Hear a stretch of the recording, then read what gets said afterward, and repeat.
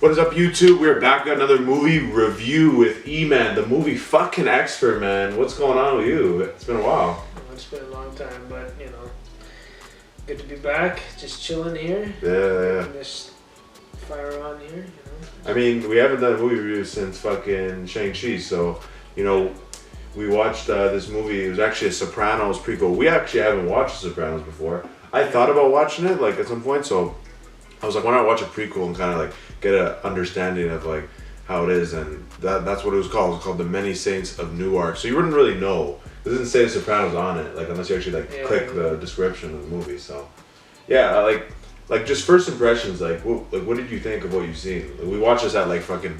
We finished it up maybe at 2:30 a.m. probably because we were watching the Pats Buccaneers game. Yeah. During the movie, we were like. Yeah. But I don't know. It was definitely different. It was interesting. Mm-hmm. They went like back and forth with the years, and they just kind of developed like I think the main character in The Sopranos is Tony, right? Yeah, and that's the kid. That's the kid, yeah. So it was kind of just explaining like his life from all the way from like 6 years old, so something like that, yeah. And then all the way to like an adult almost. Maybe like our age, yeah. Around here. Yeah, 20s, yeah.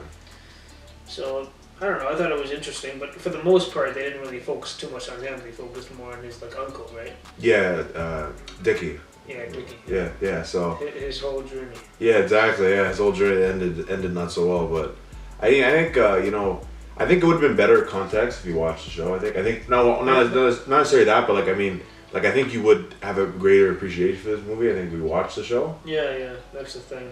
Since we haven't watched it, but in one way though, like I almost feel like it's better that we watch this first, just because, as you said, like it's the before. Yeah. And then if we start watching the actual show, mm-hmm. then we might have a better understanding so why it is, maybe. Yeah, exactly. So I don't know. There's no guessing, right? You don't have to guess. It's kind of funny though, because as he's like a kid, he's like literally in the show. I think he's. He doesn't seem like a future mob boss. Yeah. Oh, okay. Yeah. He's like the complete opposite. Then as certain things happen, then you can, or near the end, you can start seeing a little something, but it's not anything crazy. You know, I'm surprised by the end of the movie. They didn't really be like, oh, this is why he ended up becoming Tony Soprano.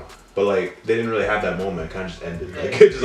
We're gonna have a number 2. Yeah, they honestly could. Honestly, that's the funny part. You know what? I don't know about you. There's a lot of parts in the movie. Probably the first half of the movie, I had no idea what the fuck was going on.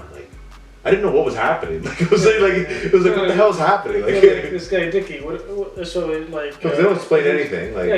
Because he was.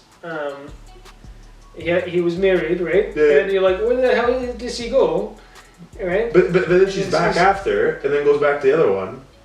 I don't know. I don't understand, but then it's like, what they called it after was mistress, right? Mistress, yeah. But it's like. But they would hang out in public, though. Yeah, so I don't understand. So that's because a mistress isn't somebody you'd hang out in public with other people. I don't get it, honestly. This times back there, then it was different. Right? It was. Well, this was I think at the beginning it took place in the 60s, and then it went to 70s, and I don't know if it went into the 80s quite yet, but. And I don't know when The Sopranos takes place. I'm getting The Sopranos takes place in the 90s, I'm guessing. But, there was cool parts in the movie. I haven't watched a mob movie in a while, which they're pretty fun to watch. I used to play even the video games like Mafia 1, 2, 3. Those movies, those video games are so fun, man. You're just killing people, you know what I mean? As the mob boss, and you're so overpowered. So it's really fun, but actually Mafia 3, you're actually taking over, you're getting revenge on the mob, actually, and taking it down, but... This is kind of it is kind of that typical mob type style movie, and just I think I don't know if the Newark riots were a real thing, because it takes place in New Jersey, right? So Newark, New Jersey, and I liked the Dickie character. He was pretty cool. I liked the guy who's the head the African American Black Saints. I think he was pretty cool. I liked his character, Harold. That was his name. The other guy, the fat Italian guy, is part of his crew. Oh, I'm Siciliano. It's so funny, man. I had a good laugh. Good laugh. The one thing that was a little off though was so Dickie's father, right? Yeah. He killed him. Yeah. Well, he was an asshole. Yeah. To be fair, he had it coming, just like something else that later on had coming. Yes. We won't get to that right now. But then it's like he has a twin. He has like a twin brother. I know you don't fight solid because they were solid. And she had a twin. Come on, man. You couldn't get another actor. Like, no, we're looking at this. It's like he's not dead. He's alive. I know, like he burned him, but he's alive. He literally smashed his head into a steering wheel. So yeah. So I don't know. Yeah, like from start to finish of this actual movie, like pretty much it's pretty much. I think it's Dickie just like rising up to the point where then just to his downfall. I think that's really what it is. Yeah, and Tony's just chilling around there. You kind of see him develop as a kid and just seeing the things why he's supposed to like. You remember when the teacher said he's like really smart, like a leader? It all makes sense, right? Yeah. And the mom doesn't think that makes any sense and stuff. And yeah, I just. He wants to play football. Yeah. So. You know what though? Like after it all, I want to see more. Like you know what I mean? Like I want to see more from Tony Soprano. I want to like that's not enough from a prequel for me. Like, I don't know what the beginning of the show shows, because like maybe it does show maybe when he's a little younger, but I don't think it does personally. One thing that I liked with this too is that like they didn't overstack, like how many, they didn't overstack the actors. Yeah, big name actors. Like big name, yeah. Like you had that John Berthel guy that I recognized from The Walking Dead and some other big films and stuff like that, and The Punisher and stuff like that. He was good at that. Yeah.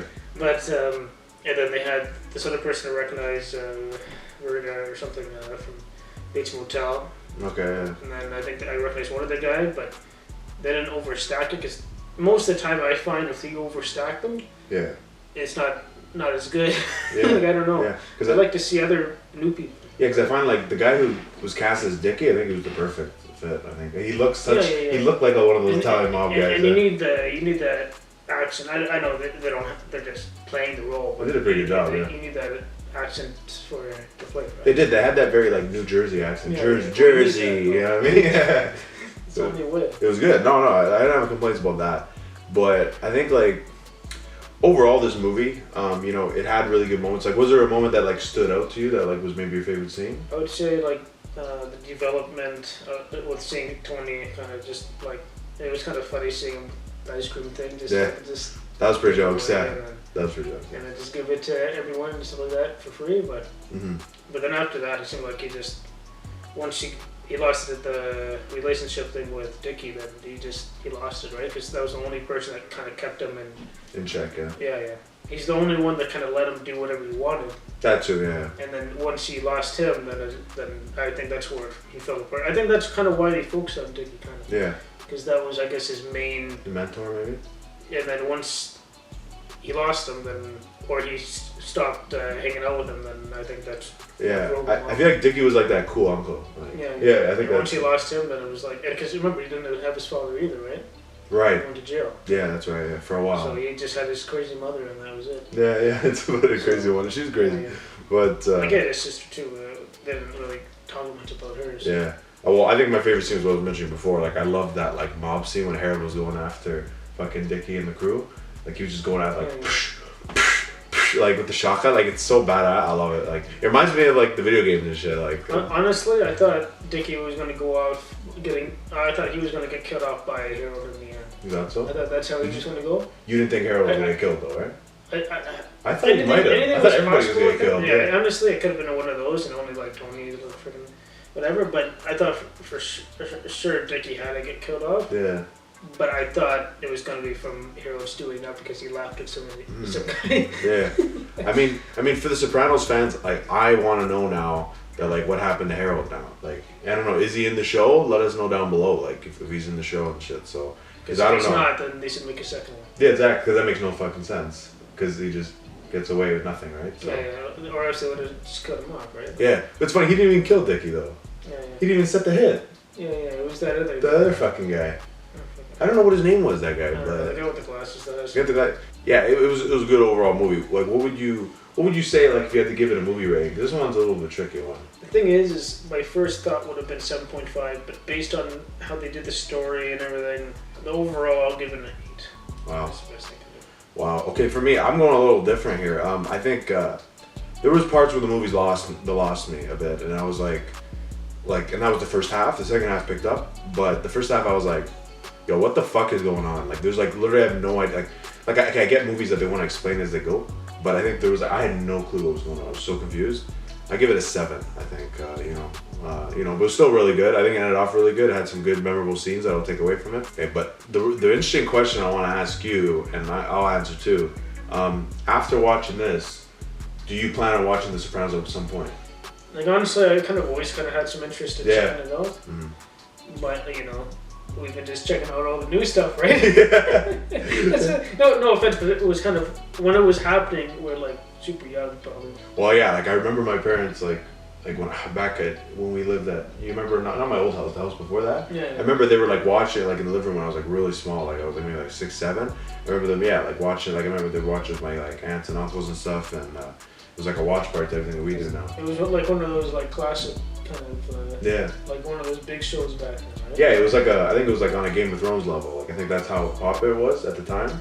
Hard to think with the different genres, but but I think it was on that level at the time period, especially when I know it was like mid 2000s, but still like like TV wasn't, and TV and media wasn't as advanced, right? So as it is now, for fuck's sake, now you can fucking find anything anywhere.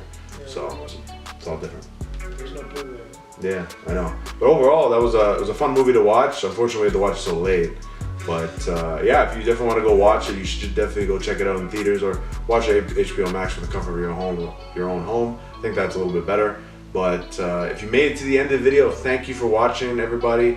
It means the world to us. If you want to see more movie reviews, just let us know. We got some other ones coming. And then also, if you consider leaving a like, commenting, subscribing, and they can turn on this bell right here, right, Eman? Right around here. It keeps us on speed dial. If you want to listen to us, we upload almost every single day, I would say. So, and that helps a lot. Any engagement goes a long way on the channel as it continues to grow. So, anyway, that is a wrap for our movie review of The Many Saints of Newark. It's pretty much Sopranos prequel. Take it easy.